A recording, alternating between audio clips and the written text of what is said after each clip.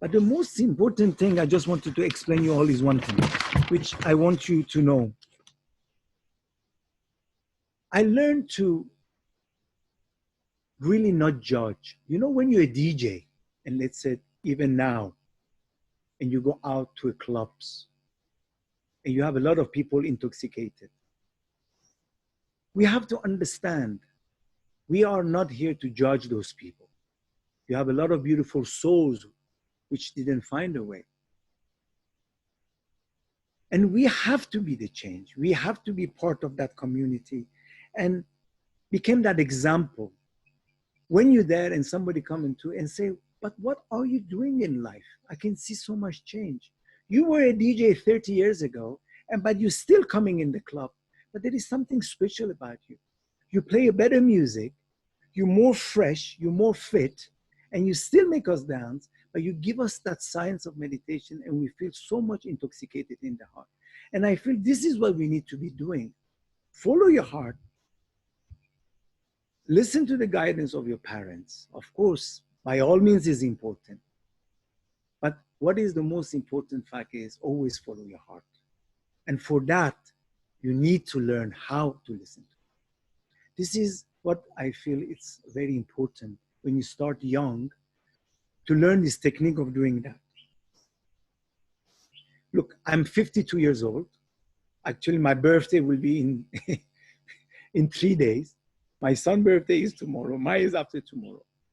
I have 4 children. I'm married happily in our system of heartfulness. And I learned this balance. You know, we are now at the very special, crucial time of this isolation. I truly believe that, I'm sure you go through a lot of webinars and everybody say, oh, you should feel so spiritual. Don't feel like that. It's a time for you to reflect. Yes, but trust me, when you have 4 kids or 3 kids at home and they cannot go out, you also learn other things. You don't only learn to meditate the whole time, you learn tolerance. And that is the time that you really understand, was I close to my family? Is it the time that you really judge? Was it things that I might have done and I didn't, and now is the time to rectify them, because now is the time of bounding. That's why I think this isolation can become a solidarity. You can be one. And for me, I think the most important fact is that we need to learn to adapt. The spirituality can actually teach us, as my Murshid just said a few days ago. When you follow a spiritual path and when you're young and you meditate, you learn to adapt, you learn to accept, you learn to see the new venture, you focus.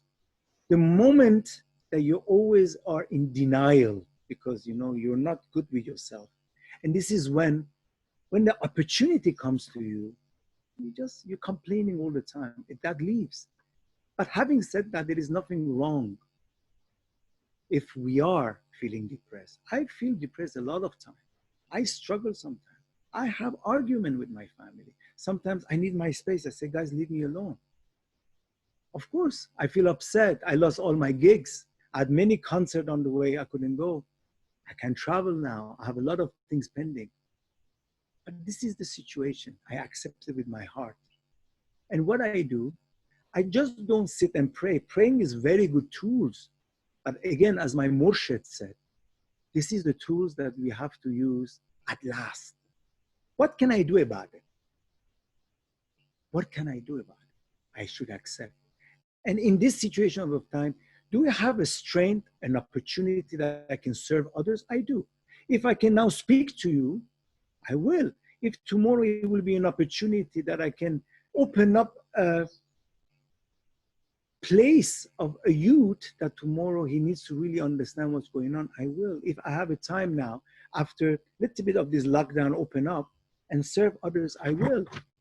And I feel what we need to learn from that, to not go back to the same pattern. We have to learn a lesson. Everything will be open one day, I will say, inshallah. Maybe not the same way like before. Am I going back to the same pattern I had before? Maybe this is the question we should ask ourselves.